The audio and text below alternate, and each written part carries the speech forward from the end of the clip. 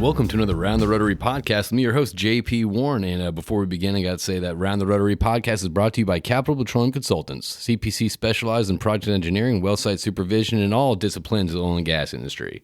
Contact us through www.capitalpetroleumconsultants.com to see what CPC can do for you today. And you can find Round the Rotary on Instagram. It's round_the_rotary_JP Warren. Get kind of tired of saying underscore, but that's what it is. So you can check it out there. We got a lot of behind the scenes stuff, different plug-in certain different companies and people and all that stuff. So definitely check it out. And with us today, sitting behind the mic, it's going to be kind of like a podcast off today. Not really. We got a buddy of mine, actually a recent buddy of mine that we just met, right? Yeah. And tell me real quick how we met. And this, the only reason I'm saying this is because I want this to correlate. I want this to get out there so people can correlate. Okay, well, networking does work. Yeah. Well, I'd seen your podcast. Okay. And I'd seen some people that I had recognized and saw on it, and I was like, well, God, this guy's really doing what I want to do. Shit. And Was it fighting battles, losing wars? yeah, that's right. I was just sitting there looking. I was like, okay, well, he's got a game plan. He's doing a thing I want to do. I listened to a few of them. I was like, yeah, this is what I want to do. And I just contacted you directly. That's right. And that's the thing, though. You shot me a note on LinkedIn. Yeah. We met up for lunch, and we kind of just sat there and kind of shot the shit for a little bit. And it was a good time, man. Yeah. And it was. And for those of you that don't know the voice behind the mic right now, this is the host of the Mission Zero podcast. It is just actually kind of new in its life, isn't it? It's like a couple of months old, about 5-6 months old. Less than that, 3 months old. 3 months old. Yeah, we're in our third month. We started recording first of the year. Okay. So I had every intention of starting this thing in January, but it kind of got delayed with some personal tragedy and a couple of things that delayed it. But it got launched, and boy, we're gonna get into that in a little bit. We're not there yet. We got to give the listeners something to listen about. All right, and this is he's also the Chief Development Officer at Tomahawk Safety. This is Jeff Peeples sitting right in front of me today and joining us behind the mic, man. I appreciate you coming in. Thank you for having me. Friday afternoon. What else am I going to do? I'm on overtime right now. That's right. After Wednesday, I'm on overtime. Is it past 2 yet? That's exactly right. Well, it's 5 o'clock in here. I'll tell you that much. But man, I appreciate you coming in. I think it's really cool what you're doing. I mean, you and I have had a great conversation. I just kind of want to start unwrapping that and share some with the audience if we can. But why don't you just get us kicked off? Like, where you're from, what you're about, where you're at now, how you got to where you're at, and then let's start talking about the podcast a little bit. But let's talk about the first part first. All right. Grew up in Georgia. Grew up in very rural Georgia. Found my way to Texas by way of following a woman here in college, and all right, that worked out terribly well. But I don't regret it. Means to an end. I don't regret it. I ended up at Texas Tech University. And what was it like growing up in Georgia? What was your childhood like?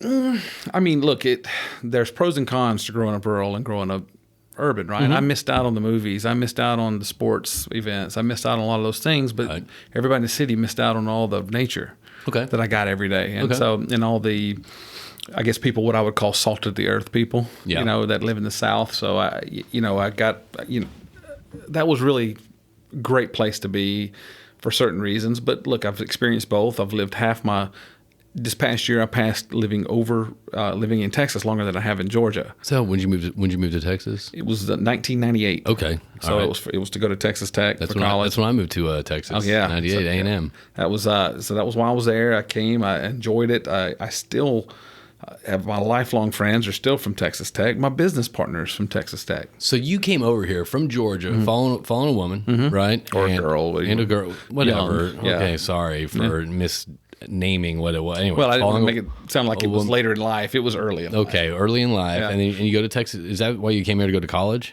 Yeah. Okay, so you went to college. What did you study at Texas Tech? International business and Mandarin. Yeah, I saw. I wanted to touch on that Mandarin. So that was your minor. That was my minor, yeah. Well, it was a... Per LinkedIn's minor. I put minor, but it's not. It's more than that. I just don't put more than that because I can't remember how they classified it because it was part of the international business degree. And I can't remember how they put it or because at Tech at the time, and it was one of the reasons I chose Tech over A&M. Okay. because A&M did not offer Mandarin at the time. Now they do. Now they offer it as a full degree, or they did just like 3 years later. But it was too late. Tech offered it as a language at that point. So you're thinking international business. The majority of international business is probably dealing with China, right? Well, this was 1997 when I was making this decision. What I saw was I was in the Army Reserve, and I saw, okay, I don't know what I'm going to do in my life. When did you sign up for the Army Reserves? When I was in high school. Really? Yeah. Okay. What was the drive behind that? I guess it would be really two-pronged. My grandfather had passed away when I was 16. He was a World War II hero. If you ever watched the Band of Brothers and the tank. He was in Easy Company? No, he was in the tank company that came in and saved their ass in when one they of the were episodes. caught behind that tree line. Yes. That was that was my grandfather, was a tank driver in that unit. I can't say for sure he was right there, but he was the tank driver in that unit, and he was a mechanic the rest of his life. Unbelievable. Yeah, so he was my hero. I love can't find a better man than him. And so he was an Army guy, and I was like, yeah, I want to be like him. So and also I was poor, extremely poor, so I don't know how I would have paid for college. Right.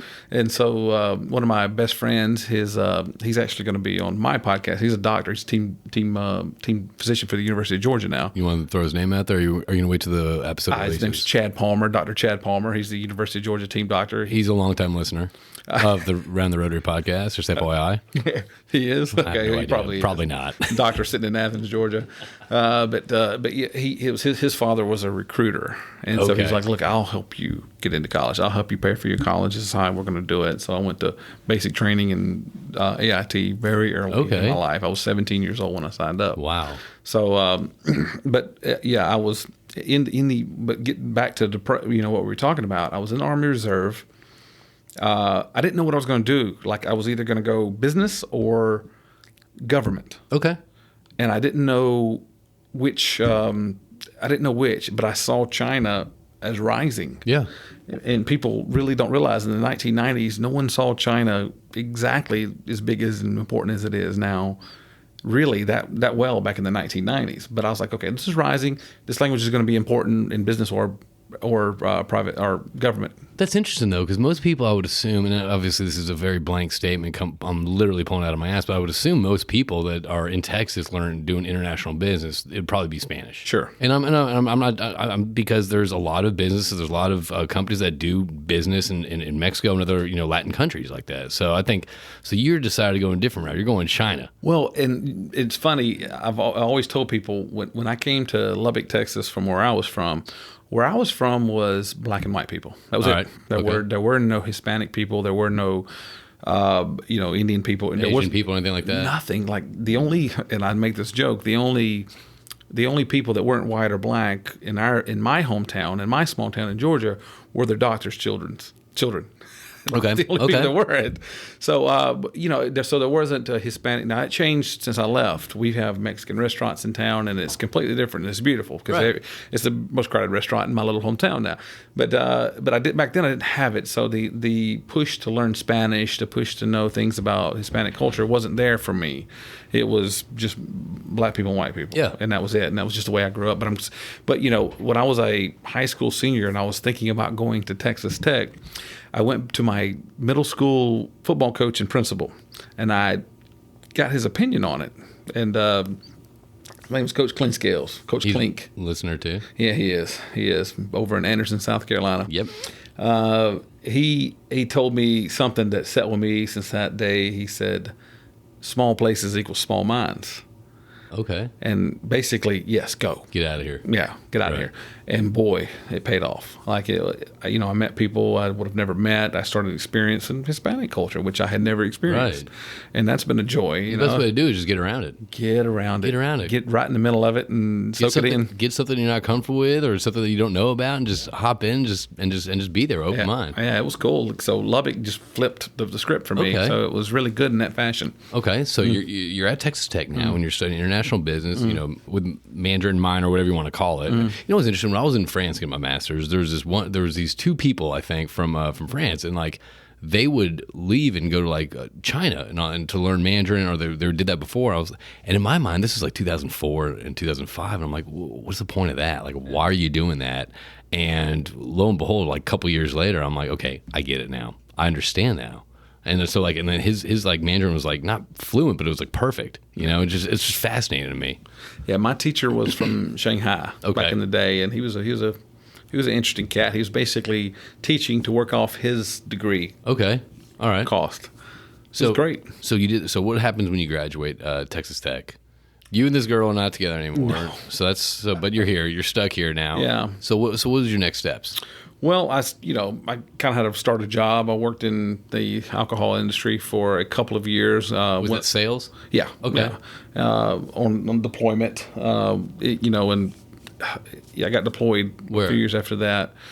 We got deployed first to North Carolina. Okay. And then we really didn't see a lot of action with that because we were, I guess the war happened a little faster than they thought it would. So we were attached to the third ID. So we really didn't get in the middle of it. Was that strange for you though? I mean, obviously you signed up for reserves to help pay for college. It's 1 week in a month and all that stuff. And next thing you know, it's like actually we're going to call you guys. We need you. We're going to deploy y'all. Was that kind of like oh shit, okay, let's do. I mean, I know I signed up for this, and there's a chance for this to happen. So I wasn't even in the unit that was deployed.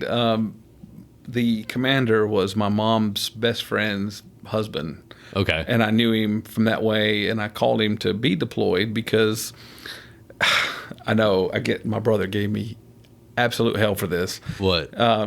For volunteering, and I knew childhood friends in this unit that were being deployed. Oh, really? Yeah, they were guys I grew up with. And I'll tell you, their two names, Clint Johnson, Keon Jordan. Okay. Guys I grew up with. And I was like, I knew in my heart I could get in this deployment. I knew all it would take is a phone call. I knew he would want me. Okay. And so I couldn't, I felt it I had to. Yeah. I was calling. I can't not be there for these guys. I mean, these are your boys that you knew boys and gals that you knew growing up. Kindergarten, so both of them. I get that. I get that. There's a loyalty. There's a bond. If you're gonna go through this, I'm gonna go through this with you. Yeah, and and so I said, okay, I knew I could. I couldn't live it down if I didn't. Luckily my experience wasn't nearly as bad as a lot of people. Right.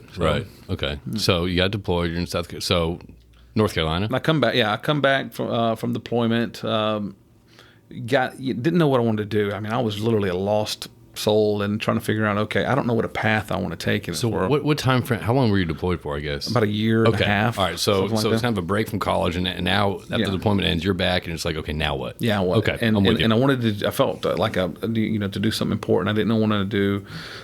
I flipped a coin and moved to a new city. I moved to Scottsdale, Arizona. Okay. On a coin flip between that and Seattle, Washington. Okay, yeah, very different, very cool. I was in my mid-20s. Hey, man, I mean, if you ain't got the ties that tie you down, might as well. I moved to Scottsdale, got a job with a company that was doing commercial lubricants, oils, like motor oils, hydraulic oils, things like that. Okay. Wonderful experience, North American Lubricants, great company, great people. Learned a lot, got to travel all over the West Coast, which is my territory. I enjoyed. A few years later, a company called O'Rourke Petroleum here in town called and offered me a job that I couldn't pass up. So wait, how did a company out of Dallas-Fort Worth contact you in Scottsdale, Arizona and say, hey, man, you got to come over here? Like, how'd that happen? I didn't ask that question for years. And I could, because I didn't know how his name was Kerry Schmaltz. I remember I didn't know how he found me, and I never thought about asking him, but I found out why. Kerry was from Portland. Okay. My competition, he was from the area, and he knew that a guy in the business up there, and he asked that guy, do you know anybody for this job? And he goes, yes. So take that son of a bitch out of here. He's from Texas anyway. And so that's how he contacted me. Okay. I didn't know that for years. And it was a giant compliment from the competition. The guy wanted to look if the competition is trying to get you a job. He tried to that get just me out of there, and I had no idea. And that's I was like, awesome. That's hilarious to me. That is pretty good. But that's why I got there. And while at O'Rourke is where I take a giant leap in professional development. I met my mentor there, and the mentor was the CEO. His name's Mush Khan. He's a manufacturer here in town now. He has a new manufacturing facility really close here in town, Alchemy Industrial. Yeah. I recommend. Everybody check him out. He's amazing. He was a mentor. He was a friend. He was a boss in every way. And then years later, he tried to buy the company. I don't think that worked out, and he somehow got into Ringer's Gloves, a glove company. Okay. And these are the protective gloves with the impact protection, cut protection, puncture protection, all that good Right. stuff. And at the time they were, and they still are, one of the leaders in the world. And he asked me, he goes, "Hey, I have a place for you. I want you to be my international sales guy, but you got to move to Houston." I was like, "Yeah, it'll take me about 3 minutes to get to Houston to work for you and sell internationally." That was like my dream. So at this point, you're choosing this based on the person that's kind of that you want to work with. I would have went if he'd told me he was selling rocks. I would have went. Okay. That's how much I wanted to work for him. That's how much I enjoyed his. And you know what? Though, that's so. I was talking. I mean, obviously in our industry right now, there's a lot of people right now looking for the next opportunity, and a lot of people try to chase the paycheck, which is very understandable, and I completely no fault to that. But I love listening to people talk about, well, I want to work for people that I want to work with, that I want to go to work with and be excited about, that team and all that stuff. Because at the end of the day, I mean, you draw that paycheck and you're miserable at work, you're going to take that home and be miserable also. But I love hearing how people want to work with people that, I guess, inspire them, that they just want to be around. Yeah. And anyway, so this person, I guess, was that type of person. You're like, I'll follow you anywhere. I can learn a lot. To the depths of hell, like literally. And he was, and I wasn't the only one that saw him that way. I mean, everybody that worked with him appreciated. Just a solid person, dude. He's the best. Okay, I mean, he was absolutely the best. He inspired me. He taught me. He put time into me. He listened to me. He was my friend when I needed one. So yeah, he's everything a mentor is supposed to be. And he guided me into being a much better professional, right? And so. He got out of Ringer's Gloves. Ringer's Gloves sold. The direction wasn't for me anymore. So I got out of that and did some contract work to set up some international logistics for another company for a while, and with the intention of starting my own thing. And then a friend of mine who had been hyper successful in the medical space, said, "Hey, we want you involved in this." This new drug testing company. So now it's a completely different thing. Industry. It's a friend from college. So these are completely different industries too. Yeah, well, a little bit. The reason why he wanted me to be involved is because they had this new technology. They could test for all these synthetic drugs, right? Okay. Vanguard Labs. And I said, okay, well, I'll get you in front of the safety people at oil and gas companies. That's what I spent the last several years. You got the contact. Yeah, that's why the connection. And I said, okay, well, I'll get you in front of them. And what we soon found out is they really they didn't really want to get rid of more people than they were already getting rid of. Oh, it's like, we need a drug test. Here's the results. Never mind. Let's stop drug testing. Let's don't drug test anymore. Let's stop drug testing. We don't have a workforce. And it was a little bit of that. So, but yeah, the company, they still very much succeeded because Right. the technology was well above anything that existed. And then about 2 weeks after, they just said, "Hey, what do you want to do? Would you want to start your own company? Would you want your own glove company?" I'm like, "Yeah." They're like, "Okay, put together, who's they? My friend Tim Tate. He's the CEO of Tomahawk Safety. Okay. He's my friend since college, and he was actually really, what's a weird, hair-raising chill feeling is he, before I joined my fraternity in college and met him, while I was meeting him, my girlfriend and I broke up. I was about to head back to Georgia. Sorry about that. Go on. I'm not. But he convinced me to stay. All right. He goes, "Look," and I told him, I said, he remembers having where we were when we had the conversation, but doesn't remember saying to me, "Stay here, you will never regret it." And that was him. That was the guy that invested in me and started the company. Isn't that funny back in the 20 years later. So it was really a really strange thing. But they said, "Look, you want to start your own company? We'll fund it. We'll get it going." So I was like, "Yeah, I would." And here's my parameters of what I'm trying to do to make it better than what's out there. Right? You always wanted to start your own company? Oh, absolutely. Really? Yeah, because I wanted to create. Okay. What do you mean create? Products. Okay. I wanted to have something to look at it and go, "Yeah, I did that." Like that was something that came from my brain. That was something that I developed. I love developing. I love the moment from you get together sit down with a pen and pad and a cup of coffee. Yeah. And end up with a product that's selling thousands or millions a year 5 years later. You just dig the whole process. I dig the process. I like that. Okay. I did the process because it was the process is frustrating because it took me 6 months to develop these products. Did you have any experience kind of run your own company? No, I didn't. Well, I wasn't alone running it, but I was alone developing it, and I had no experience actually making the product. I had to figure that out. Was that fun for you? It's fun to see the result. Okay. It isn't fun doing it because, people don't realize if you don't, it doesn't matter if you own the manufacturing facility or not, you have to write out a product technological tech pack. Yeah.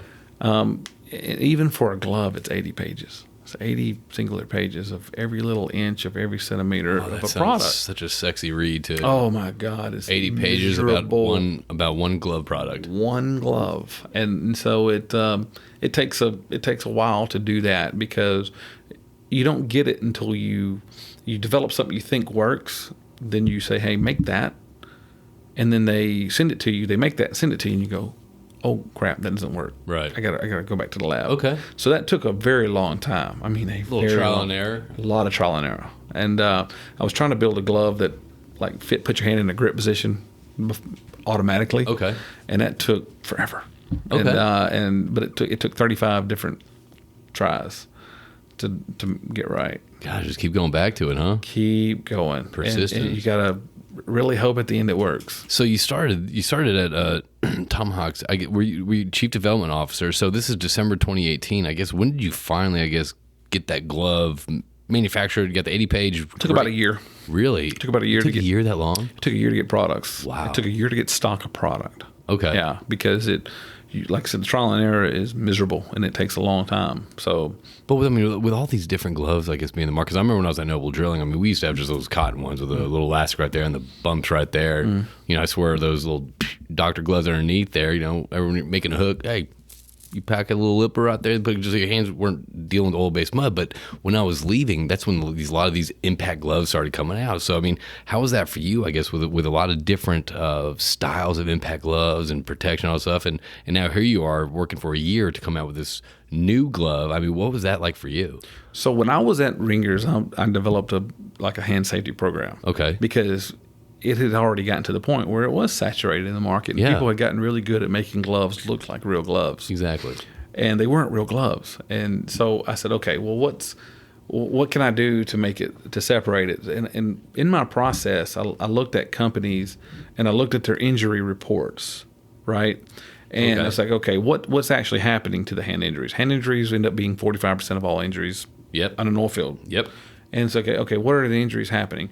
Well, most of them are impact injuries. They're what we call crush and blow injuries to the fingers, to the hands. It's like, okay, well, how's this still happening? Between something, yeah, caught between something coming down on top of it, right? It's just a lot of different crush and blows. Cut became a sexy thing, but it really wasn't the biggest problem. So I tried to understand why, even when they were using impact gloves, they were still getting injuries. They had just the wrong idea about impact. So I studied impact technology from the actual doctor who invented the crash test dummies from Japan. Really? Yeah, and I found out what it really was peak force, right? Peak force would go through the hand, and it would go through the glove, through the fingers, hit whatever you had your hand on, and bounce back through, cracking the fingers, right? Well, we needed the prevailing wisdom was to make that impact protection as hard as you possibly could. That's wrong. The answer was to develop a product that dissipated the injury. Dissipated the blow. Okay. Right. So you got that energy to hit your hand, there, and it just disseminates. Disseminates it rather than making it bounce back.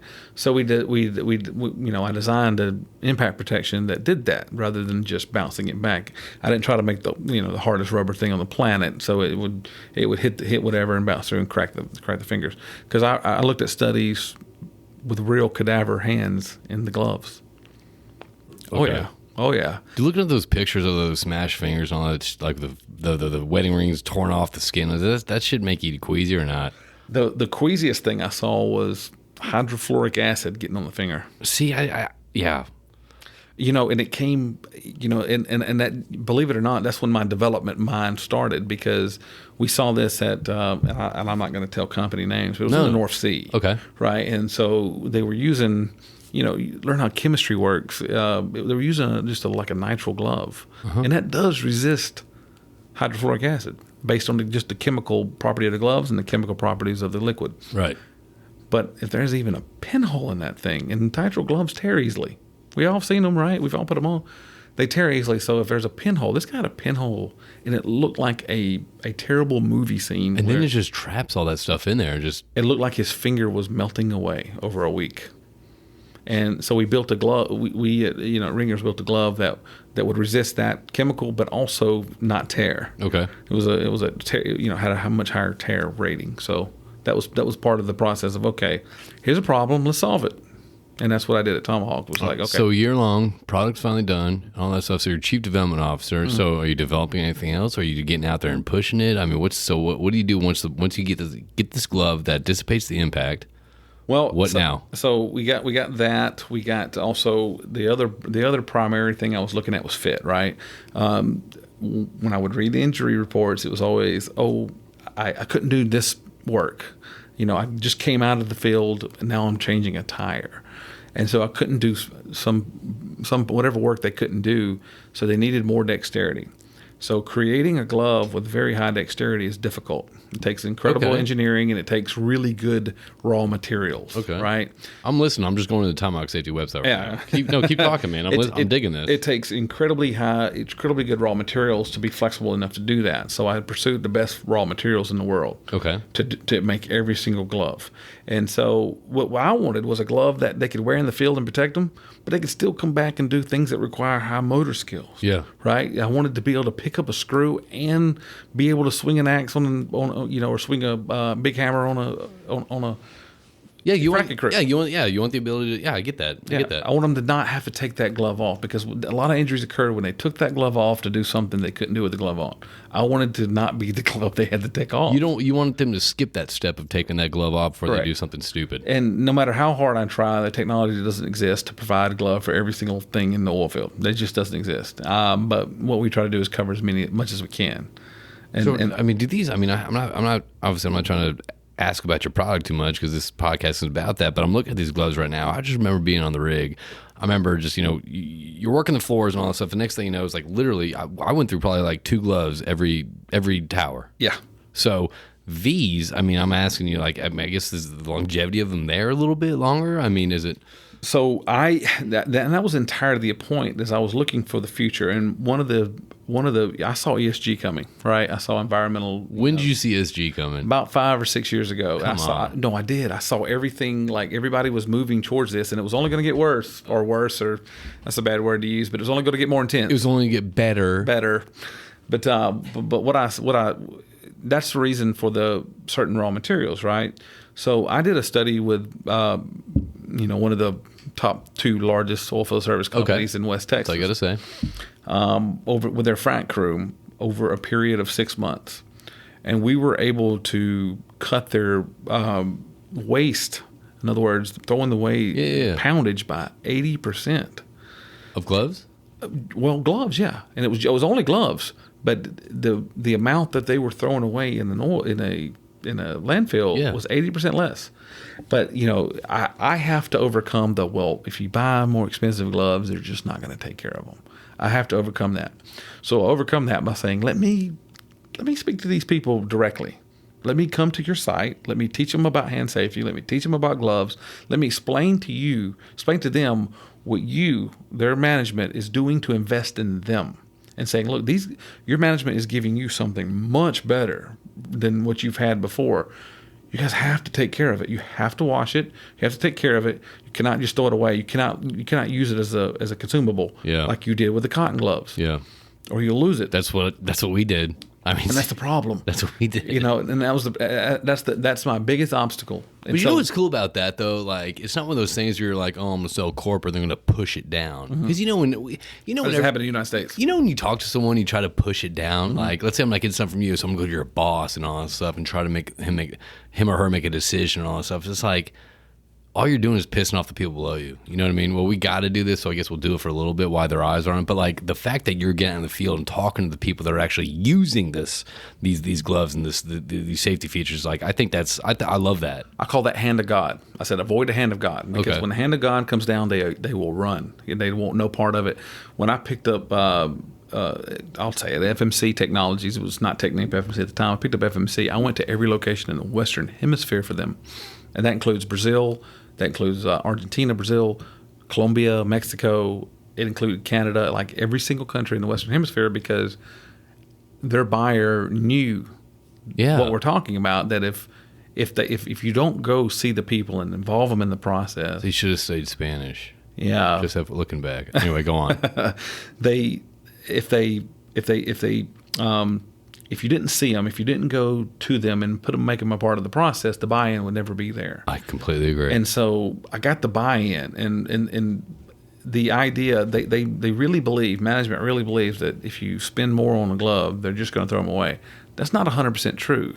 Well, what is it? So if you do it right, they won't. So wait, tell me. So what's that concept right there? If you spend more on a glove, they're just going to throw it away. That they won't, even though it's a nicer glove, it's more expensive, they'll still treat it as if it was a $3 glove. Gotcha. Okay. That hasn't proved to be true one singular time to me. Okay. It hasn't. And, I've got one of the bigger frac companies, they're paying double what they were paying for my glove than they were paying before. They're saving 37% on average. They have not yet had a recordable hand injury. That right there is huge. Yeah. It doesn't matter. It's like, oh, well, they're not paying. I mean, trust me, that's all stuff that companies look at and all stuff. But the fact that these guys are going home and can tie their own shoes if something happens, that was the biggest thing. It's like, hey, put your thumb behind. Let's say you lose your thumb. Let's use your finger. Like, try to tie your shoes. Like, try to button your shirt with only like 3 fingers. Like, we used to do those exercises. Like, hand safety is one of the most important things and most preventable things that you can get around. So like I said, when I would pick up accounts, when I would pick up a company, I'd go to each individual location. I'd do a glove training, a hand safety training. It's actually required. Yeah. New safety equipment. I had my lab take a glove and take the finger and sew it into one finger and sew it into the palm. So when they would put it in, we would detach it to the Velcro to so here. So you couldn't pick it, yeah. And I would send around a sign-in sheet. Put on this glove, sign in. Yeah. To make you aware, if you lose a finger, this is what it costs you. This is how different it's going to be. So you know what though, like man, I completely agree with that because I remember so my background, I started off at Noble Drilling HSE. Yeah. I did that for about 5 years. You know what I mean? So we look at this programs. I remember it was always like when I first started, it was always like these pictures, these mangled hands, these ripped apart fingers, this and that. I'm like, man, at the end of the day, that's not telling shit. Like that's just a shock value. You know what I mean? Let's do stuff like that. Let's tape down some fingers and have people try to tie their shoes or button their shirts and all that stuff, and just understand how serious, like it's how much you need your hands on everyday life. Like I mean, whether it's tying your daughter's shoes or something like that. Like so, I love how the fact that you're showing real life examples versus like, well, I mean, you could get your fingers ripped off. Yeah. Like, no shit. Yeah. No. Yeah. You can get your head not ripped off. Yeah. Exactly. Technically, But no. I really do appreciate how the fact you're not doing the scare tactics. It wasn't the whole this. It was like, oh, you need this because this might happen. You're showing like, hey, like try to operate like off. Like at the end of the day, your family's important. Your friends, like your house is important. Let me try to operate there with one less finger or less mobility in one hand. Yeah. Yeah. Anyway, that's my little podium speech. I'm done. Go on. I don't know where I was, to be quite honest. Well, I don't either, but that's the point. So anyway, so you're doing first off, the website looks awesome, by the way. These gloves look kind of really interesting. But okay, so are you traveling around right? Like, I mean, how's things right now post-COVID? It's pretty open in Texas. You can actually get in and see people, have meetings. I went to the Marcellus area a couple weeks ago. Did it slow you down at all with Tomahawk safety? How does it slow you down? Oh gosh, yeah. No? Because you couldn't. Well, number one, the oil field itself slowed down right. to a snail's pace, but it also kept you from meeting new people. Yeah. And you weren't going to win anybody over a Zoom call or a phone call or a emails. LinkedIn message. You can't. You just can't. I know. You gotta spend some time with them. And when they weren't allowed to spend time with you. A lot of the companies, they would not allow any meetings, like any face-to-face meeting. Yeah. And so you couldn't really develop it. But we have our medical side too. So obviously it drove over that period of time. So is this one of those things that kind of made you? And then obviously I'm switching gears right now to the podcast. Like, was this one of those things that kind of like put you into the podcast, or like, hey, look, we're not getting out. People are not in the offices. So what was the motivation behind starting a podcast towards the tail end of, I felt like, like I started this like in the beginning. I felt like it was, obviously there's podcasts out there, but I felt like Around the Rotary was started in the beginning of COVID. You know what I mean? And then I think throughout COVID, you saw a lot more pop up, a lot of great different ones, a lot of ones I felt like, released 5 episodes and stopped, a lot of ones that covered different topics and all that stuff. And you're dropping yours probably in, when's your first episode? I think February. So talk to me about your podcast. Well, I guess what got you into it, and kind of like your podcast is, look, I'm gonna plug this real quick. Then I'm gonna let you talk, because I talk too much. That's what my wife says, and that's what everyone says. So anyway, what I dig about your podcast, and something we've talked about around the Rotary, is being industry advocates. We have such great, genuine friends, family in this industry, and I dig your podcast because it's not like, you hear safety podcasts and like that might turn off 80% of the industry, but however, what you're doing, your guests are they're not just the industry. Yeah, dude, you just released one of the SWAT one where you just did like a little gun training where you just like shot at folks. Dude, it's amazing. What I'm blowing away, what I'm digging about your stuff is like, yeah, you're oil and gas, you know what I mean?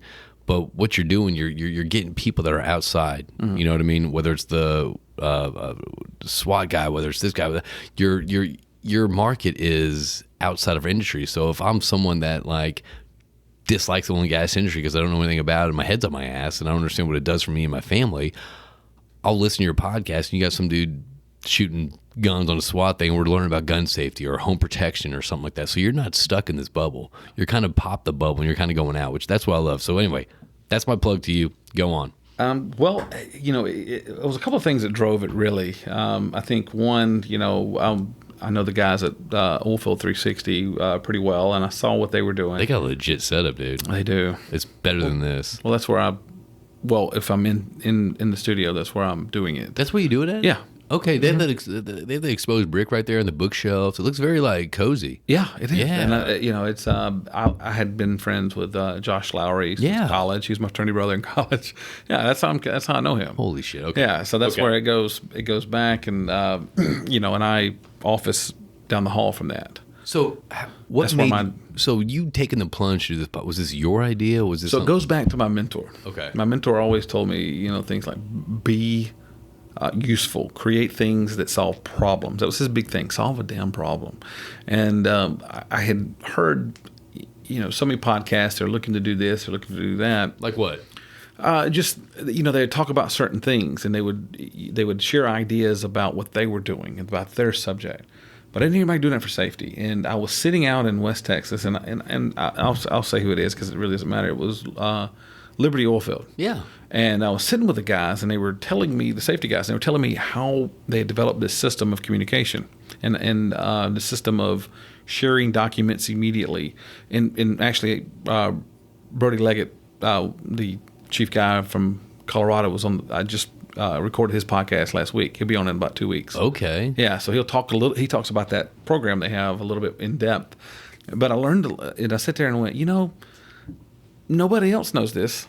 And so how can we share this, right? There's, Liberty figured this out, but, it could further safety if this was shared with someone else, if this type of information was shared with someone else. There's nothing in safety really doing that. Okay. So I wanted to bring people on with good ideas who are doing things for the purpose of furthering safety, no matter what level that is. That's why I made it a health, safety, environmental ESG podcast, really.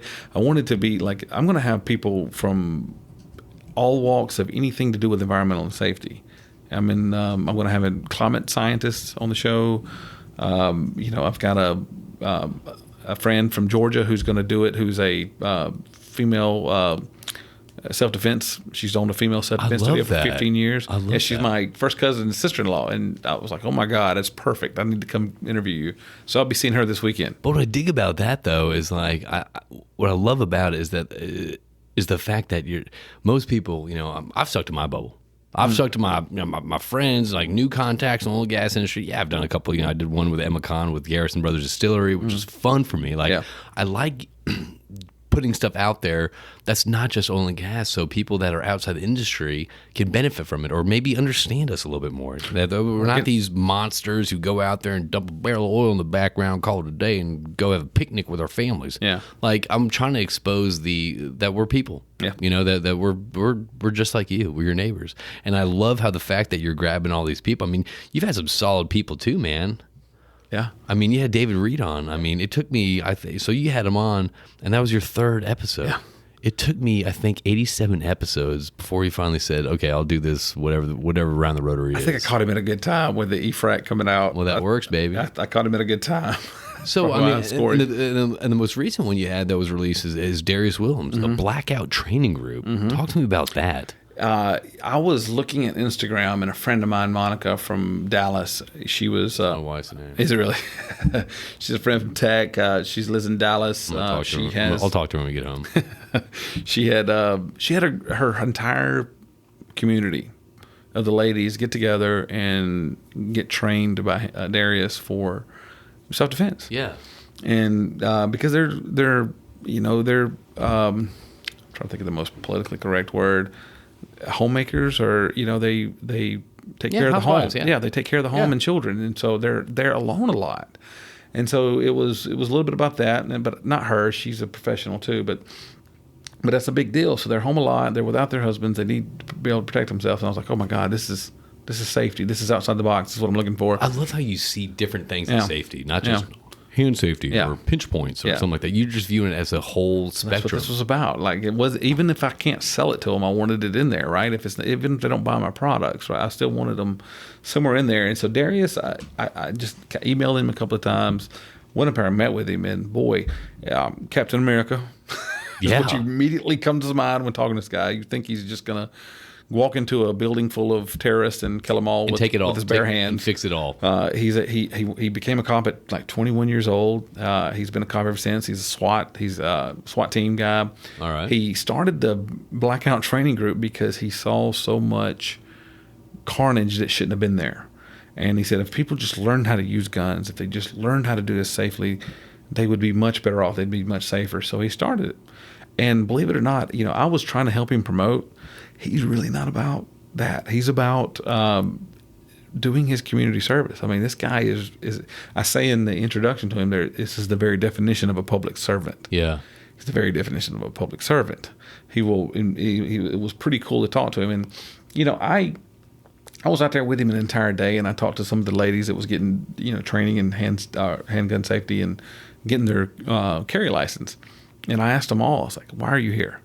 What brought you here? What are you doing this for? And almost all of them had a bad experience. It would come from a terrible experience. And they said, they're not saying that this happens a lot, but it came from a terrible experience. So I was like, okay, well, this guy's helping ladies feel safer. Yeah. This guy's really making the world, if they can feel safer, if they can feel like their lives aren't in danger all the time, if they feel like they can go wherever they want to go without being impeded, then good. You know what? It's public service. That's excellent. Yeah, he's excellent. I mean, it's us as guys are sitting across the table, and it's like, and my wife says something, and I'm like, why are you worried about that? That's not going to happen, all that stuff. But at the same time, it's like we're not in those shoes. You know we're what I mean? Big guys. Nobody's coming after us. Yeah, I mean, that's the thing, though. It's like, I mean, to have that, like the confidence that okay, well, I can handle myself in this type, or I know how to handle myself better in this type of situation should something happen. I mean, we don't get it. Us sitting across the table with guys like, oh man, we'll take care of him. Kick his ass. I'm not worried about that shit. But I mean, the thing is though, like for this person to whether they're training for something bad to happen or not, but having the confidence to know how to react in a situation, I think speaks tenfold, and that probably reduces a lot of anxiety. Yeah. You know what I mean? For whether it's being home alone or whether it's something like that or walking your car at HEB or whatever it is. I mean, it's not that like this shit happens at like 8 p.m. at night when you're at your home alone. This happens, stuff like unfortunately happen at broad daylight when you least expect it. Mm-hmm. So I dig how he's teaching others like, just distilling his knowledge. Like, look, this is how you prep for that. Yeah, you should see him teach. Like, it's a constant. Dude, you seem so natural for a podcast. I mean, it's just like your banter, like your outlook, and like me. You. I thought you were about him. Are you nervous behind the mic? I was at the very beginning, and You've done 6 episodes. What do you mean? You're still in the beginning. the first one I recorded was Cameron Barrett and Jeff Bettinger from Field Safe Solutions. It was the second I launched because, but it was the first I recorded, and I was nervous because two-pronged nervous. One, you stick it. People don't understand. Mike. I hate it. Microphone. And then you got to listen to yourself. You got to listen. God, I sound like an idiot. No one thinks they sound. I thought I sounded terrible. No one thinks they sound good. No one. And I was really, I knew Jeff Bettinger from for a while now. He's friends with my friends. He grew up with some of my best friends. I was really nervous about representing them poorly, not getting, they're a new company. They've got first podcast. They got a dynamic product. They've really got something really good that will be really good for the safety industry inside of all industries. And I can't let them down. I can't just make a stupid podcast and make them come across poorly or not as they intended to. So I was really nervous about that. The second one was with Justin Overstreet. He's a head safety guy from Wildcat Oil Tools, who has and will continue to be co-host on a few of the episodes. Really? Yeah, he brings a lot of knowledge. What's your goal of this podcast? Sharing information. Like what? Like, so it's just sharing information. Share information. Okay. Get information. Share information. Solve problems for people. So the goal over here at Around the Rotary is literally just to just humanize our industry, to show the personality behind the person behind the position. Mm-hmm. You know what I mean? Like it's to humanize our industry a little bit and just kind of sit across and have great conversations with people in the industry and share their stories. Yeah. So there's no like sales or like product, market outlook or any bullshit like that. And yours is just sharing information, how to make people feel safer in life. Yeah. In all different categories, and also just to present solutions. Like Cameron's business, Field Safe Solutions, that's a solution. Yeah. Somebody might have heard that podcast and needed that as a solution. Yeah. That's what I'm looking for. Somebody might be in Dallas going, I've always thought about it would be great if my wife had some self-defense training. That's what I'm looking for. Yes. Like that's the ultimate goal. And really, having a lot of conversations with excellent people. Yeah. You can't. It's the thing. It's genuine conversations. It's the thing. It's really good. Like, dude, every time I see a post from you, it's like, hey, we're in another country, we're in this, and you've only done 6 episodes. I've released 4. You've released 4. You've released 4 episodes. That's it. I've recorded 6. So isn't that cool? Yeah. How it just pops up in like random countries. You're like, random. Like, who the hell's listening in Paris, France? Well, Which, by the way, there is someone that listens to this in Paris, France, and whoever you are, shoot me a note. I'd love to just say hello because there's always one person that downloads it before I even wake up. With Ringers, I worked globally. I was all over the world. So I made a lot of contacts, and so LinkedIn is a lot of people from a lot of countries, but some of those countries I still don't understand. Like, who are you? Yeah. Who are you in Belgium? How'd you hear about this? I don't know anybody in Belgium. Yeah. I don't know anybody. How did I rank 41st in podcasts in Italy? I don't know a lot of people. I went to college in Italy in 1999. Really? I don't know anybody from there that I keep in touch with since then. I don't know who that could be. Like it's really Kazakhstan. I made a funny post that I was the David Hasselhoff of Kazakhstan, of Germany, of Kazakhstan, because I'm like, how am I ranking number 3 in Kazakhstan? So I'm going to switch gears a little bit. First off, your podcast I love what you're doing. It's not just oil and gas. It's not just hands. It's not these, because that's, to me, like, you want to listen to what entertains you, right? You want to have conversations like that you want to listen to. You know what I mean? So you and I were talking when we first met, and I've sat across the table before we recorded this, and we're just having some great conversations. You were so knowledgeable. Like, shit about shit that I didn't even know that existed. I am full of useless. Yeah, like what drives that? Like, you're a huge history buff. Yeah. That's my. Have you always been? Yeah. What type of history? All types. As I've gotten towards an adult, I've been a little more fascinated in ancient history. Like what? Like ancient Egypt, ancient Greece, ancient Mesoamerica is something I'm becoming more interested in. There's more information about that part of the world, and as ancient parts comes into focus. But I don't really know what drove it. I just know that my father would tell you, and like I said, we grew up poor, and he'd tell you the worst investment he ever made for us was a Nintendo, because we never played it.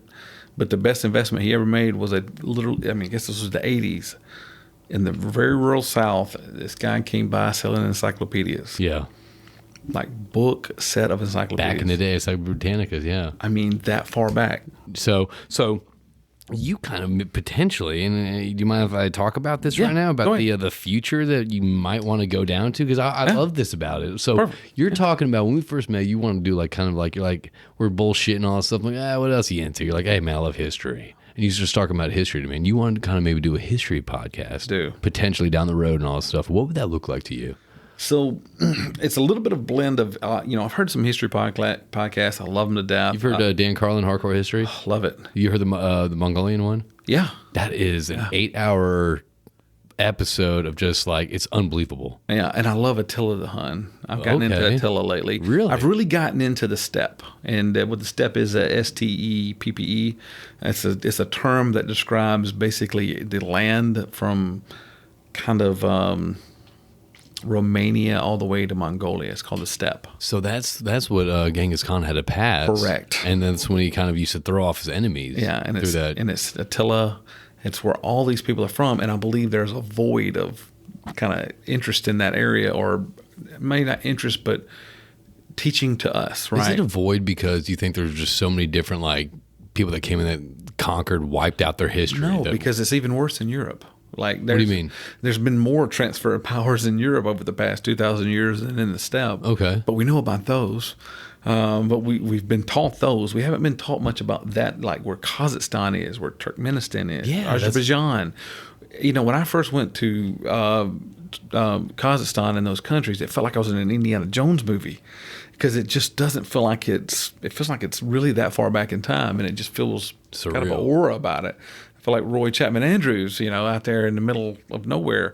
But yeah, the podcast itself, I really love Mike Rowe, and Mike Rowe has a podcast that's really short. Yeah. It's called a podcast for people with a short attention span. It's not going to be that long. So what fascinated me always about history was small events that took place that changed everything. It could have been as simple as Franz Ferdinand. Just any little small thing that if it just happened to go a little bit differently, life itself would have changed for everybody.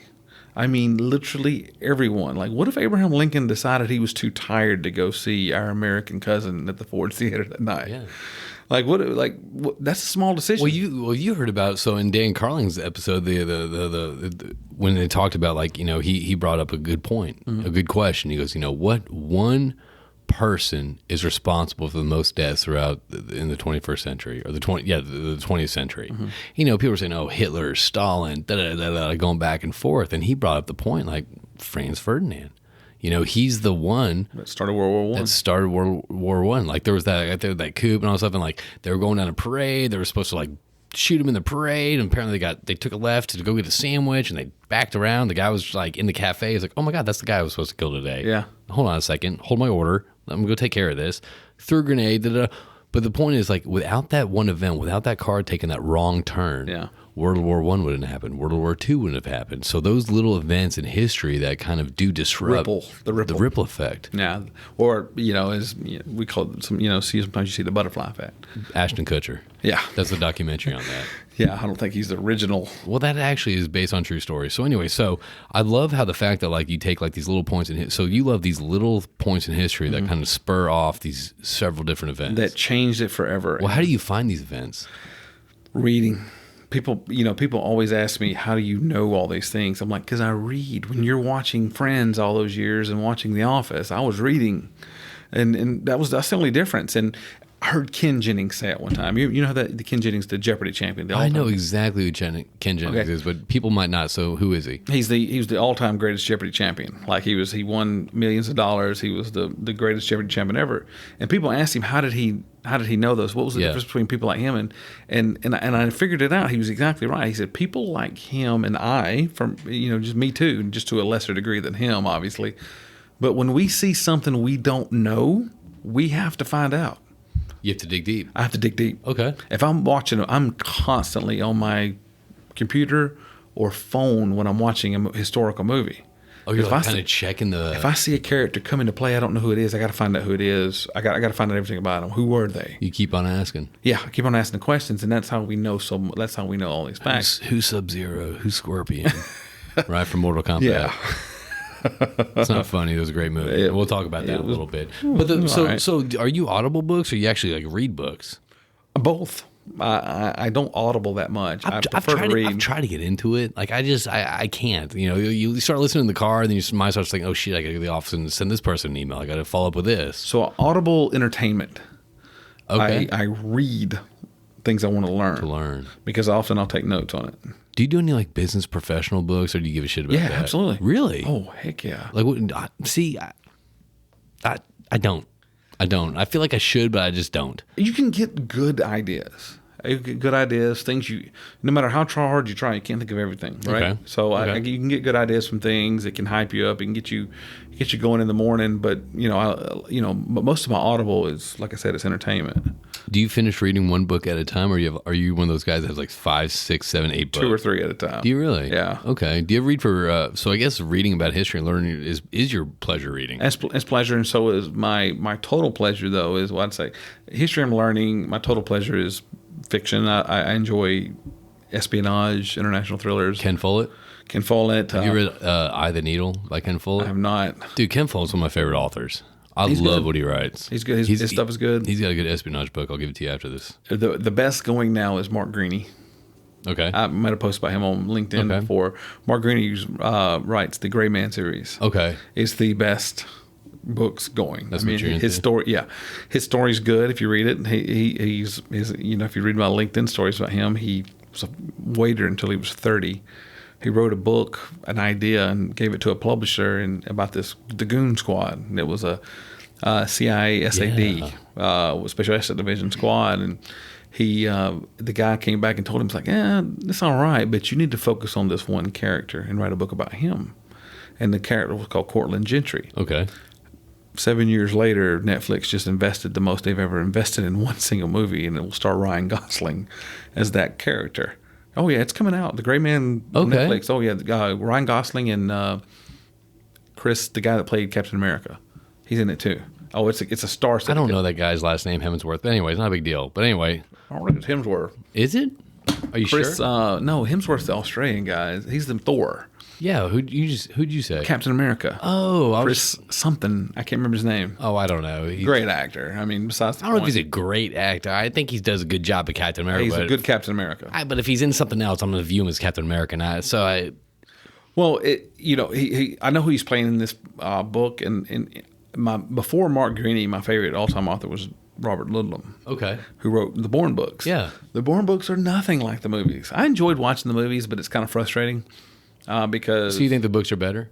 Oh, well, I say that with both sides of my mouth because, yes, the books were better. However, the book can always be better. The books can explore so much more time period. Backstories. Yeah. I mean, movies can never be like as good as the book. That's a little bit of a misnomer that people think. It can never be as good as a book because the book can put so much more information in it. You can't cover that much in a 2-hour movie. So here's a little secret I'm going to teach you right now. Something I always say is whenever someone's like, hey, man, you see this movie? I'm like, oh, man, yeah, it's good, but the book's better. I don't give a shit if like Frozen 2. Yeah, it was a good movie. The book's better. You know what I mean? Like Raya the Last Dragon, the book's better. I'll always say that. So it's like, man, this guy, he must read a lot. And I don't. But it sounds like you're smarter. The book is always better. It's the book's so much better. Thing to say. So, dude, you're in it. Like it seems like you're wrapped up in history. Like you love this stuff. Like what else do you do in your free time? What type of shows, like movies, are you into? Like, do you watch strictly historic movies? Do you watch Band of Brothers on repeat nonstop? Like, what are you into? No. I watch a lot of, it's funny. If you saw my Amazon Prime, you would see that I watch a lot of history documentaries. So it's exactly what I just. It's exactly what you just said. But I do like some. I'm a really big. I love a timepiece fiction. Like I love Peaky Blinders. I love Boardwalk Empire when it was on. Okay. But I love. I don't like it. I basically will watch anything except cartoons and. What kind of cartoons? I said anything except. I've never even seen Shrek. I just don't care about cartoons. I did when I was young. I just don't like them. I don't like cartoons, and I don't really watch any movie where reality can't be real. Like I don't science fiction. I don't like science fiction. I don't like anything where physics in this world we exist in, it could not exist. It could not happen, right? So Marvel Avengers, you're like, this is stupid. Cannot watch it.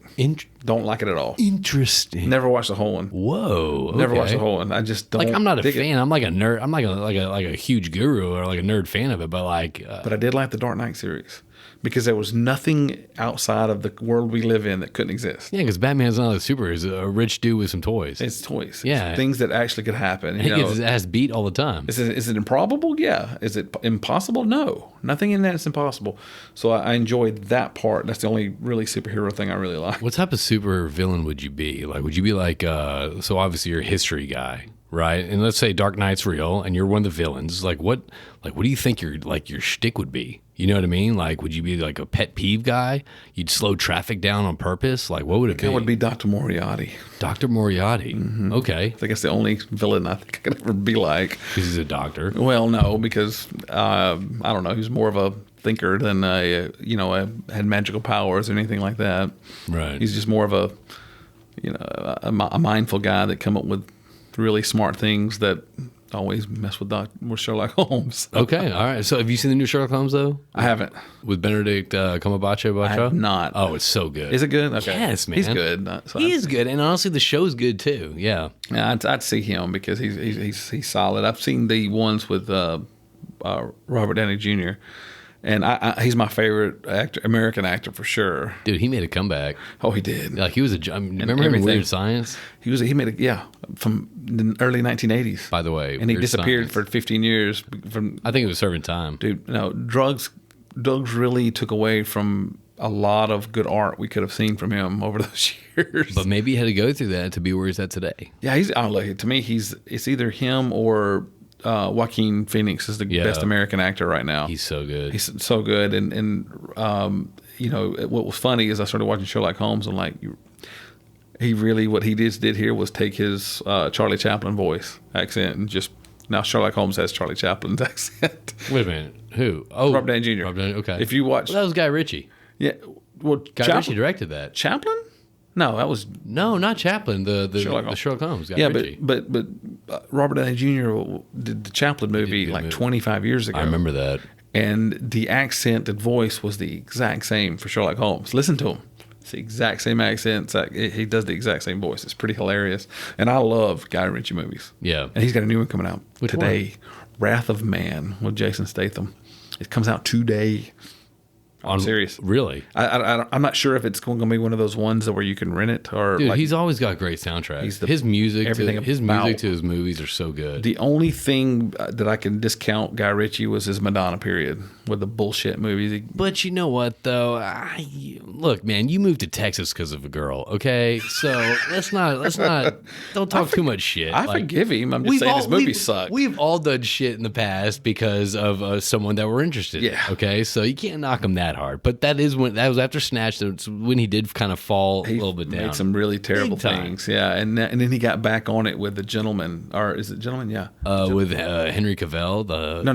No, that was Uncle, the man from Uncle. The man from Uncle. Yeah, Henry Cavill and the other cat. Army Hammer, but now The Gentleman was McConaughey. Oh yeah, fantastic. Was it good? I didn't watch it. Really good and very vintage Guy Ritchie. Okay, very vintage. I dig that. It was McConaughey. I think he's and the guy from HBO show. What show? It was a show where it was an old guy and he was rich and he was Succession or something like that. Succession, yeah. It was one of the guys from Succession. With Macaulay Culkin's brother. Yeah, it was the older one. Yeah. So he's in The Gentleman. He is really good. And I mean, listen, everybody's good at it. The guy, Henry Golding from Crazy Rich Asians. The stud. He's in it. It is same as, Guy Ritchie has a unique vision to put really different characters together in the same space and You know what's make it cool work. about his shows, like his movies? Like one of the things, like I like even his small characters. I think they're the best. Like Benicio del Toro in Snatch, and like Brad Pitt in Snatch. He's a pikey. Others, it's just hilarious. Like Brad Pitt is an Irish gypsy. Would you have ever thought that? Benicio del Toro being what Frankie Four Fingers, like and he was in it for like 4 minutes.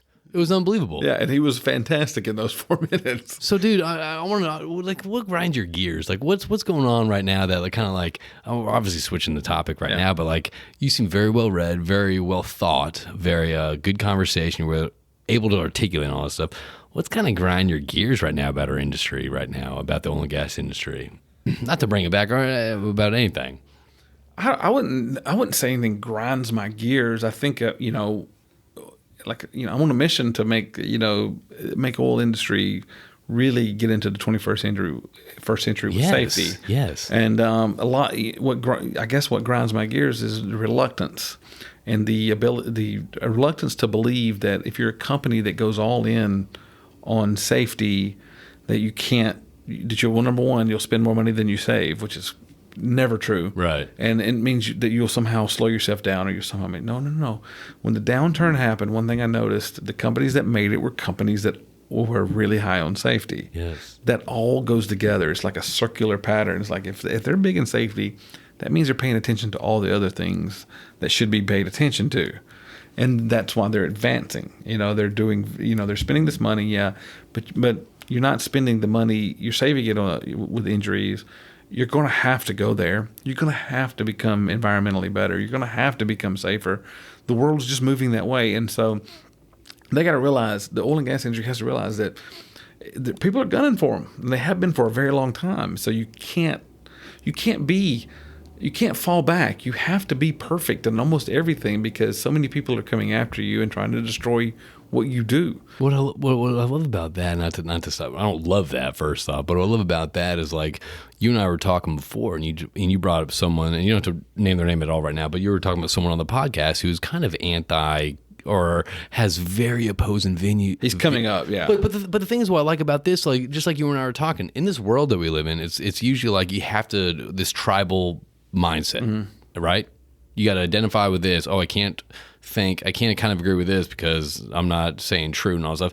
And what you're doing, you're actively seeking out cats that are just have different attitudes towards you about stuff, and like, or maybe like don't like the oil and gas industry. And you're like, hey, come, I'm inviting you on, and I'm not going to argue with you. I'm not going to disagree with you. I just want to hear your shit. Like, let's talk about this. Well, Corey Warden is the safety advisor for the city of Houston. Okay.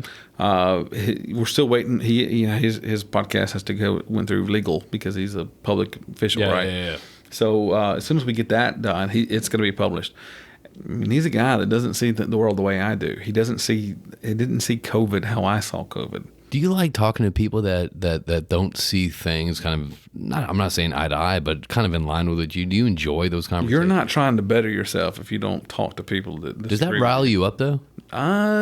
It depends. It depends on if I view them, if I see them come off as tribal, if I see them just arguing things just because that's what they read on Facebook. That's when they read some stupid article or something. But if it comes from a educated point of view, like politically, I'm a conservative.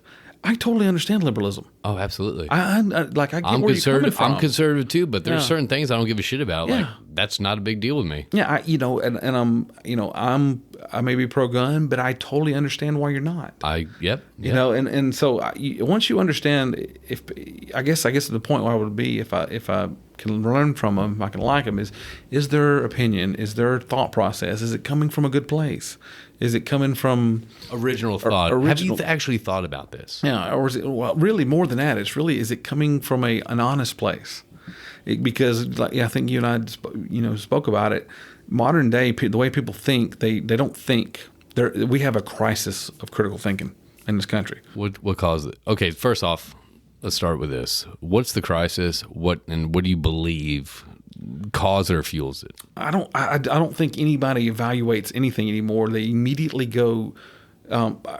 There's institutions that people belong to, right? They want to feel like they belong to things. And in the past, that has been the church, that has been the community, a baseball team, anything, yeah, right? And that has deteriorated in this country.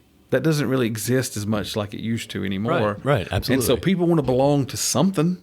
So, now it's that tribal has now fractured itself into being Republican, Democrat, liberal, conservative, mask, anti-mask. This is like, anything. dude, Like they have to divide everything up into a category. But it's not that. It's I believe it's the news. It's the news, and it trickles down through Facebook. It's all the social media. I know social media can be used for good. They do it. They're not doing it on purpose of dividing, but what they do to gain money is dividing and to gain views. They find out what you like and they just splurge you with that. Well, no, they don't find what you. I believe the opposite. I think they find out what you don't like, and they put that in your shit, so you get more fired up and more like, holy shit, this is not my country. There's a circle of outrage, and it's by provocateurs, right, on both sides.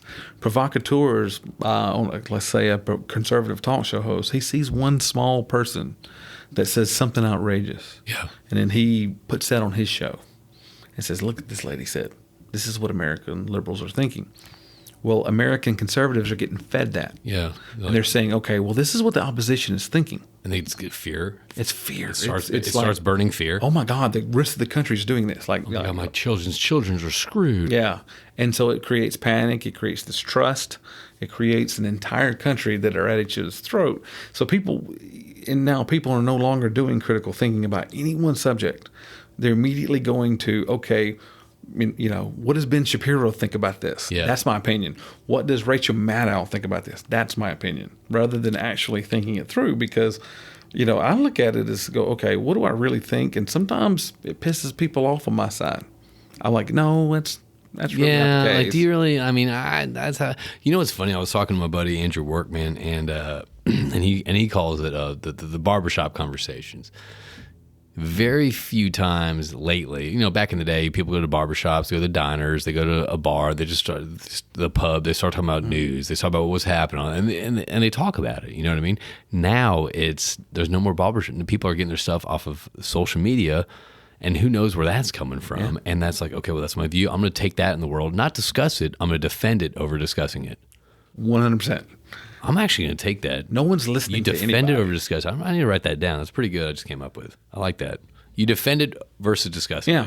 Yeah. Because the reason, and they can't defend it, because you'll watch if you try to get people to in this. Look, I am conservative, but it is way on both sides. Yes. If you try to get them to defend it, if they get immediately super angry. Because they can't defend it. It's so emotional. They don't know anything about it. People are very emotional these days with someone that disagrees with them. It's like, man, I disagree with a lot of people.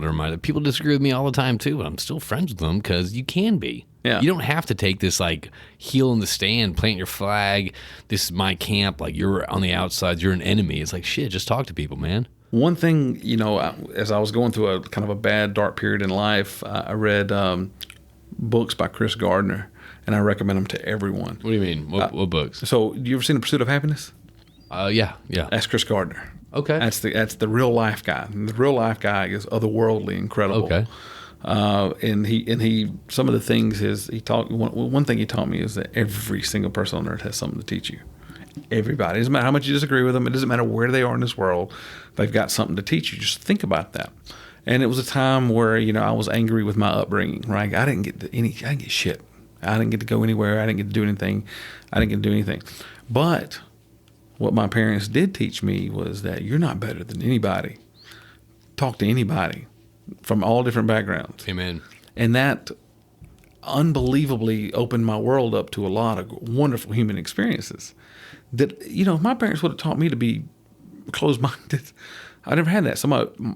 They gave me that. No matter what I thought about them being poor or, not pursuing intellectual pursuits or whatever bullshit, criticism I had of them, or, that was a gift.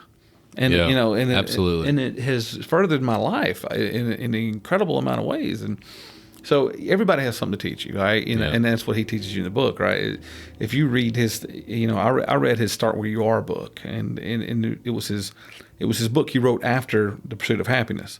And the reason why he wrote The Pursuit of Happiness first was because he wanted people to No, he really came where he came from. Yeah. They wanted to understand this guy suffered. This guy Yeah. was in a bad place. He's not just not a guy that lived a golden life and all of us, trying to write a self-help book. I'm gonna write a best-selling book because I've been here my whole life. Yeah, no, this guy really was. He really was homeless. He really was. He really did sleep in a subway bathroom with his kid a few nights. That was real. That's heartbreaking. And so this is how awesome he is. If you want to know how awesome he is, he was on Twitter a few years ago, and he wrote something like, "Tell me how the pursuit of happiness changed you. Tell me what you learned from it." So I wrote in there. It was like, "It changed my life forever. I wish anything on this earth I could give you a hug. And thank you for this." He wrote back, where do you live? Houston. I'll be there in 6 months. Here at this date. Come there. I'll give you that hug. I went there. He gave me that hug. Chris Gardner. Dude. He's that kind. That's how his amazingness doesn't even make sense. You know what though? I mean, to me that's kindness. Yeah. And it was something that my wife and I always teach my daughter and like all that stuff. Like, and it's actually like I remember my single days was a huge red flag. If you're not like when a waitress came or something like that, and people are rude to the waitress and all that stuff, or they're rude to this person, they're rude to the person back in the groceries, or don't even acknowledge them. I'm like, that's a red flag. Huge. I personally think, and honestly, I'm sure a lot of people do. It's just like, just talk to people, ask people how they're. And so I'm at the point now in my life where it's like, if someone's rude to me, I'm like, okay, I need to talk to this person a little bit more because chances are they're going through some shit right now, and you just got to attack that with kindness. Whitney Cummings, a comedian. Yeah. You heard him? So she had a thought on this, and it was really great. She said, and I can't remember what it was, but it was essentially assume everybody is going through a terrible time. Yeah. Assume that if they're rude, that they're going through a hard time. You don't know the battles they're facing every day. Understand that and don't necessarily. We're just so self-absorbed. Self-absorbed. I mean, I'm not saying everyone is. Like, I'm not being on this soapbox. I can be easily. But I mean, it's one of those things. It's like, dude, just in this time in America's present history, whatever it is, just be kind to people. If someone gets screaming at, I remember my wife. She forgot her mask and she was going to drop off dry cleaning and all that stuff. And this lady started barking at her, and she's telling me this story. And I was like, well, babe, I mean, I chances are like she probably experienced something tragic that happened with COVID. And sure enough, my wife, she's awesome. She like started talking to this person. she is the kindest person I met, and she's just talking to this person, and she's like, I lost my, and she went outside, got her mask, and when started talking to her, and she's like, I lost my father-in-law, I lost my uncle, and all this stuff. And so people aren't barking at people because they're trying to be dicks. You know what I mean? People are talking to people probably because there's something going on with them personally behind the scenes that they can't tell you, that you can't read off of them. So they're embarrassed to tell anyone. Embarrassed. I mean, just look, and if someone's being rude to you, just be kind. Like, okay, well, that person's being a dick. Chances are, just like someone cuts something in traffic, I'm always like, well, that person's got a shit. Like, that's what I think. I don't think they're being a dick. I just think like, well, this person probably has something else going on. You know what I mean? Like, that helps me just kind of relinquish that stuff. That way it didn't stick with you. Yeah. You know what I mean? Yeah. I've went out of my way these days. It's funny. I always talk about experience rather than intellect, and experience really teaches you everything in life and living life. And what you just said, be kind to people, and you never know what they're going through, and you never know what they can apply to your life.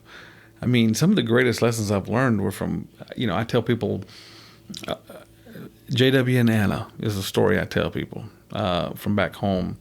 I grew up in the South, and it's a little bit of I grew up in the South in a very transitional period, right? It was the early 1980s. That's when Nickelback was in. Nickelback was the shit. Very transitional. No, Travis Tritt was the shit in Georgia back then. It was not. It was so this guy JW, and I tell people about him a lot because he changed my life. So JW was just a field hand. Worked with my grandfather a little bit. Okay. Did some work around. We'd go fishing and we'd catch a bunch of fish. We'd take it to him and his wife Anna. They lived in this house that looked like it was built around 1790. They would love that. I would drop the fish off and say, they'd clean all the fish for us, and then they would keep a certain amount of it for the work. Yeah, the tax. Yeah, and every time I'd go there was 1,000 lessons to be learned. and watch out for this, and don't get caught up in the drugs. And it was just, they were almost like movie characters. They just were. They had something to teach. Something hard to believe that they really existed. And JW is still alive. He's 90-something years old.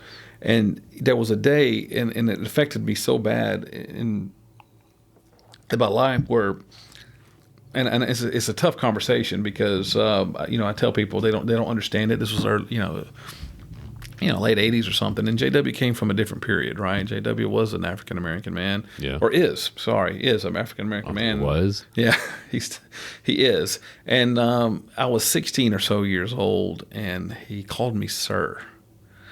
And JW, some of the younger people or people from the city are not going to understand this, right?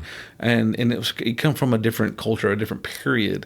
And I started going to church, and I had a different feeling about things, and it really bothered me. So I took about 10 steps away from him, and I turned around, and I said, JW, please don't ever call me sir again. I said, you're sir. You're my elder. Yeah. I called you sir. Please don't ever do that to me again. He goes, oh, I didn't mean, it doesn't mean blah, blah, blah. No, it does, JW. Yeah. You deserve my reverence. I don't deserve yours. Yeah, I'm a 16-year-old kid. And you're an honorable man who works his ass off his entire life. Right. Being, you're a dignified human being. Right. You deserve my reverence. Sir, yeah. Not me calling you that. And it was kind of a period, like I said, you don't know who's going to change your life. You don't know who's going to say the right thing. You don't know who's going to be what you need at that moment. So don't, being unkind to people is not a good idea. It's a terrible idea. You know what picks me up sometimes when I'm like a real shitty, like I have shitty days a lot. You know what I mean? Like you're just not like into it. You're not whatever. Like you're just feeling bad. Someone's on your back or something didn't go the way that you wanted to and whatever. I found out that like I will purposely go out and be in a situation like whether it's, H-E-B or whether it's a coffee shop or something like that. And honestly, I will just be like, okay, throw a compliment, be nice, say something kind. And honestly, I'm not being this way, but like it makes you feel better. Like it really does. Like whether it's a compliment about whatever, the coffee or the service, or you make random bullshit like small talk or a dad joke or something like that. Like that stuff to me, like it lifts me up. You never know. You know what I mean? Like just you never know what random words will mean. Exactly. And I remember, like I guess it's crazy those small things you remember. I remember sitting on the toilet one time and reading something on somebody's wall, and life of me, I can't remember whose house that was, but it said if you want to feel better, do something for someone else. Yeah. And that really is true. Like there's nothing that'll make you feel better than doing for others. I've got one of my best friends, Brian Townsend. His entire life has built a children's charity called Trigger's Toys. I mean, this guy is selfless as it can be. He'd give you a shirt right off his back. He has built this. I've been blessed enough for him to let me work with him for 10 years. He is just phenomenal. And you get on a selfish side of it, whatever you do for other people, you get back tenfold. Anything you do. But don't expect it, though. Don't expect it. You don't do it for that reason. No. But it does happen. You're going to get it back. Because so you believe you put out, you get what you put out there? The energy you put out, you get in. Are you into that? I am. I am too. I really very am. much I mean, my into that. wife's into that. I'm into that. Like, it's one of those things too. It's like if something bad happens to you, someone cuts you off in traffic. Mm-hmm. You can let that brief moment ruin your day. I mean, you can. I mean, it could stick with you. You know what I mean? Or you let that go. You say, yeah, this person probably is taking pretty big shit, so I'm gonna cut me off and be rude and flip me the finger. I get that. Good for you, buddy. Good work. But I mean, I completely agree with if you're kind of people you put out there, I mean, you're not doing it to get it back, but it does come back. Like if you're, just be a good person. Look into The Rock, how he operates from day to day. Okay, well, I follow him on Instagram. But some of the things I've looked into, like when he works on a movie set, he gets to know everybody. He knows everybody's name. Why does he need to know everybody's name? He's Dwayne Johnson. He's the biggest movie star in the world right now. Right. And I remember reading the story about Arnold Schwarzenegger. Arnold Schwarzenegger was filming Total Recall. Great movie. Great. The original one was really great. And there was a guy, and it was one of the sub characters, but a major character. Wait, which one? The taxi drive guy with 5 kids, 7 kids? Was it the guy with a baby in his chest? No, it was one of the police, I think. One of the people. Oh, the main guys. Yeah. Chasing him. And, the bald head guy. Yeah. Yeah. So he noticed that while filming, Arnold Schwarzenegger is a very work, just like The Rock. Work. Just like us. Yes, just like you and I. Just nonstop work. Nonstop on Friday afternoon. Straight business. Nonstop. And he's noticed he was on the phone after every break. He's like, okay, what are you doing, dude? You're doing this, you're doing that. And find out his sister was bedridden with cancer, was dying. And so Arnold Schwarzenegger and him spent the next 3 hours on the phone with her, talking to her, encouraging her, talking to her about exercise and diet to make her feel better and things like that. That's the dude I want to be. Like that's the energy you want to put into the world. Yeah. That's how you really become successful. Because success isn't all about just dollars. It's about how many people can look back and go, yeah, he positively affected me, or she positively affected me.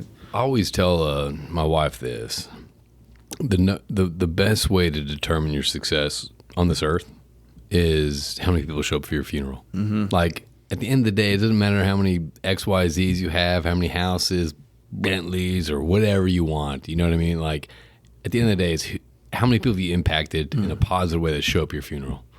My mother passed away in January, and it was just really recent, and it was COVID, right? So people are still afraid to. Is it really? Yeah. Well, no. She didn't pass from COVID. No. But it was during COVID, so people are worried about coming to social events, right? And there was still people who were coming in. I was joyed and blown away by the amount of people I had never heard of or met. Yeah. That came in and said, "Oh, I love your mom. I loved your mom. She was so good to me." Blah blah blah. I'm like, and you're like, "Who are you? Who are you?" I know. And it was truly amazing to find out,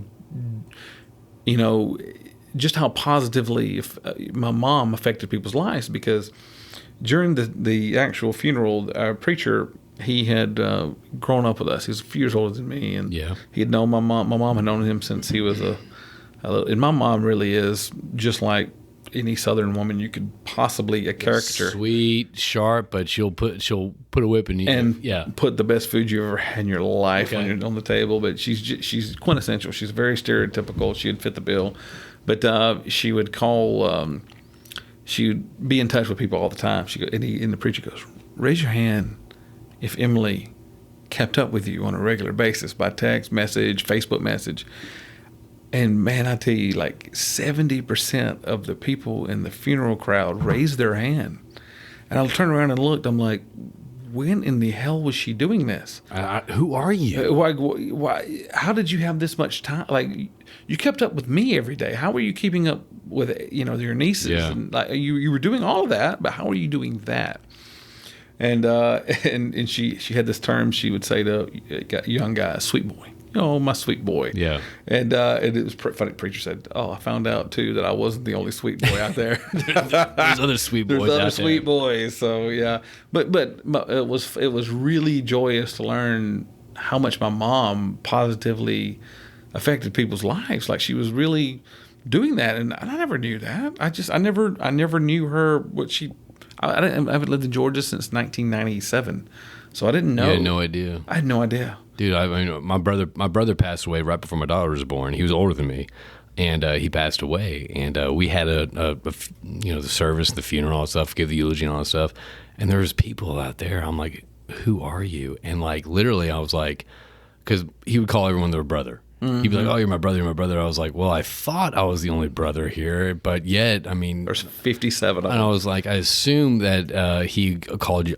A lot of people hear their brother, and literally everyone would start nodding their head and all this stuff. I'm like, I had no idea. You know what I mean? Like you see the impact of people, and like after that, I was like, you know what? At the end of the day, it matters who comes to your funeral. Oh yeah, it mattered. That's because. It doesn't matter the success, your title, how many books you've written or wrote, or if you're kind to people, yeah, I mean, we're all going to get out of here eventually. Yeah. You know what I mean? We're all, that's the one guarantee in life. Yeah.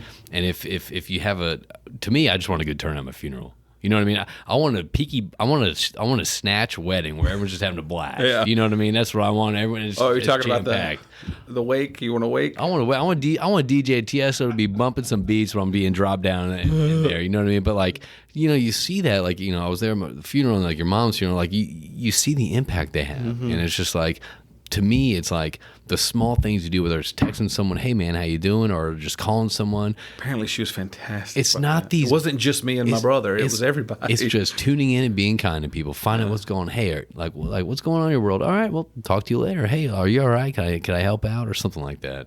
It makes a difference. You think it's, you know, I can remember, and I think we all can if you think about it. In your past, people have said small things that matter to you. Oh, absolutely. They don't remember that.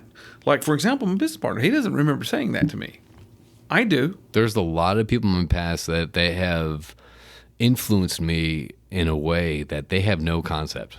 Yeah. Like, they don't understand what their words meant. Same here. Yeah. Same here. And, you know, I hope that I have been that. I know I haven't been nearly what I needed to be, you know, through most of my adult life, because I've been kind of a interpersonal kind of person, and I've worked on that a lot. And say, okay, look, your mark is made by what you do for other people. Yeah, it doesn't make a damn what you do otherwise. Did you help someone else? Did you give them something to improve their life on? If you didn't, you're not really doing anything. You're not improving the world. You're not making the world a better place. If you're not doing that, you're just another, as Bill Burr says, you're just one of those in the way like people. Bill Burr? Oh, he's the best. Dude, I love it. He breaks it down so sarcastic. He doesn't give a shit. In the way people. You remember that one? The which one? The in the way people. What do you mean? He said, you know, we got to. You know, he said a lot. He got a lot of attention from it when COVID came along, but it was a bit he did years ago called "In the Way People," where he talked about we need to get rid of a lot of people. What are these fat fucks? No ideas. Their face with their McDonald's wrappers in the lobby, like about to get on a plane, complaining about health. Yeah.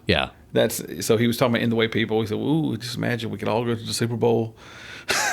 If some of us could play, you know, but he I don't want to be one of those people. I don't want to be the in the way people. I don't want to be people that didn't, you know, I don't have to invent something to change the world. I wish I could. I hope I can. I try.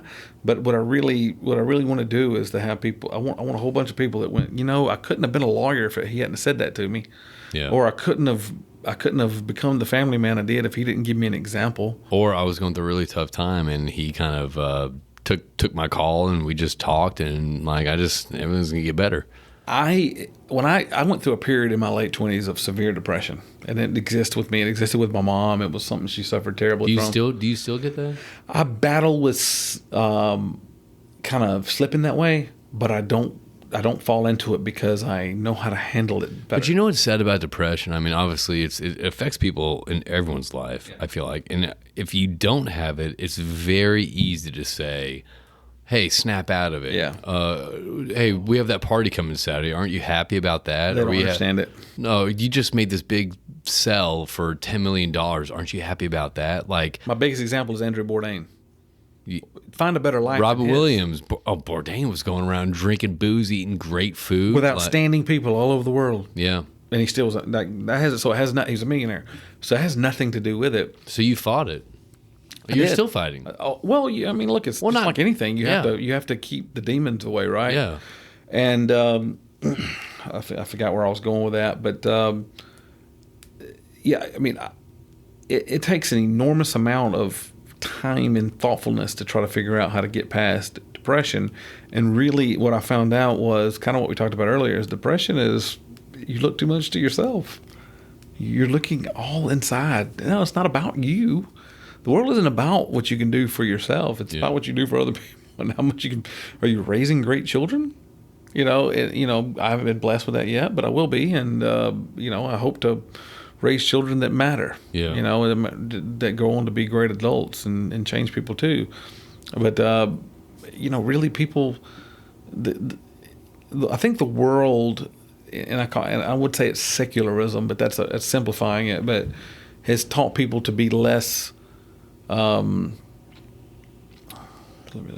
look for the right word.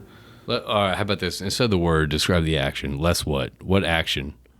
They're not as everything's about them. Yeah. Like, right. We used to think as community, right? We used to think as family. We used to think as this group, this group, this group. Very entitled. Very entitled. Very entitled. Very, like I said, when people get depressed, they look into themselves. I'm the problem. I'm the answer. No, you're not. You're not the answer. No. You're not. You need to go find the answer. The answer is positively affecting other people's life. There's nothing that will give you more joy in this world than positively. Brian, like I said, the guy that runs Trigger's Toys, founded Trigger's Toys, Brian Townsend, he's the happiest friend I have. He's also the most philanthropic friend I have. That's not a coincidence. Well, what's funny is it's like this whole entitled stuff and all that stuff. Like, let's say I'm picking my dry cleaner, and the dry cleaner is rude to me and all this stuff. It's like, oh my God, how dare they're rude to me? It's like, JP, you just got done doing a podcast. You just got done meeting a new friend. You just got doing this and that stuff. And because someone didn't serve you with a smile on their face at a dry cleaner, you're going to be upset and that's going to ruin your day. Yeah. How about you flip it? Be like, holy shit, like this person's here. They've been here probably since 5 a.m. They might not get any sleep. They might have a new baby. You know, like you don't know what's going through them. So past that ego, past that bullshit where you get offended by yourself and you're just like, hey man, like, okay, well, chances are this person's probably in a tougher spot than me, so I'm not going to take it personal. I'm actually going to take this as an opportunity to try. So I was going to a different dry cleaner after that and all that stuff, because we moved and all that stuff. And I told my wife, I was like, man, the new dry cleaner, rough. She is rough. She hates people. She hates this. She hates that. My wife went there, dropped it off. She goes, oh, like Rosie? Actually, Rosie is taking care of, she has 3 other jobs. She's doing this. She's doing that. And I'm like, I would have never known that because I didn't take the chance to engage in conversation. You viewed that event personal. For you. Yeah, personal. You took it interpersonal. And what an asshole move on my part. Yeah. No, I hate to say asshole. It is an asshole move because it's common. Because it's very easy to have your ego to get in the way of things where you actually do take it personal. Yeah. Yeah, you do take it personal. Yeah. And that's, again, it's always looking into yourself, not looking outside of yourself.